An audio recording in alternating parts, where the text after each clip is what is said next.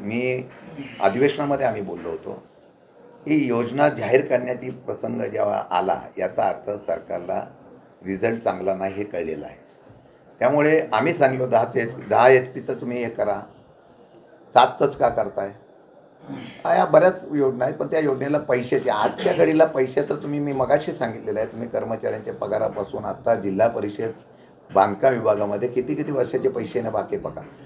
योजना ह्या केल्यानंतर सुद्धा आजचं वातावरण महाराष्ट्रामध्ये पोषक नाही. महाविकास आघाडीलाच पोषक आहे, युतीला नाही. त्यामुळे त्यांचा प्रयत्न चाललेला आहे. कदाचित विशेष अधिवेशन करून कर्जमाफीचा सुद्धा प्रस्ताव येऊ शकतो. त्यांना निवडणूक कोणत्याही परिस्थितीत जिंकायच्या या पद्धतीने मग लोकांना काय करता येतं का, परंतु तसं वातावरण नाही. त्यांनी योजना केल्या त्या प्रत्यक्षात त्यांना आत्ताचं बघायचं आहे, पुढचं काय होईल ते बघू. असं परिस्थिती असल्यामुळे ते सध्या धडाधड निर्णय घेत आहेत. तुम्ही कुठल्या विधानसभा मतदारसंघाची मागणी? मी आता सध्या जिल्ह्याची बघतोय.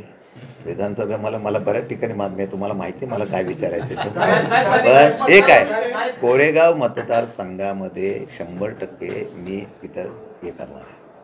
मी कुठून निवडून येण्यापेक्षा काही लोकांची जी राजकीय प्रवृत्ती आहे ती जर या साताऱ्यामध्ये चव्हाण साहेबांच्या साताऱ्यामध्ये या विचाराला बाजूला करायचं असेल तर ते आव्हान घ्यायला लागेल.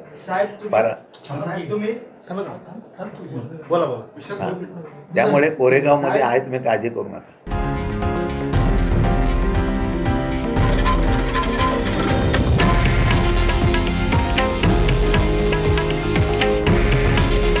हे आहे देशातील नंबर 1 न्यूज नेटवर्क आणि आपण पाहत आहात TV9 मराठी.